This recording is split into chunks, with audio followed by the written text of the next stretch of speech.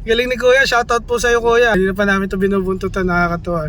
Kung meron pong Fortuner ang mga mayayaman po, yung mga wala pong pambili ng Fortuner, meron pong Fortuner. Ayan o, ganda ng ng Fortuner niya. May halaman pa. May halaman pa, nandiyan na po yung lahat o. Bintana, napakamalikhain talaga ng mga Pinoy o. Fortuner. Galing na nakaisip nito ano. Yes, Daddy, that's so very nice. Oo nga, ganda nak. Meron pang bubong o. Hindi mababasa ng ulan kahit saan sila pumunta. Shoutout kay Kuya na driver po nitong Fortuner. Yung bahay po, kahit saan siya pumunta, dala-dala ni Kuya. Ayan meron pang halaman. May halaman pa. Iba talaga mga Pinoy, malikain po. May watawat pa ng Pilipinas. Makabayan tong si Kuya. Nakasulat pa palalas only in the Philippines. Ano masasabi mo doon sa Fortuner niya anak? Parang bahay Fortuner.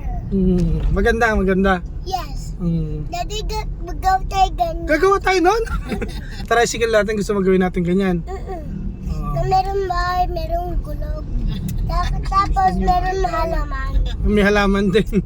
Tapos may ganun.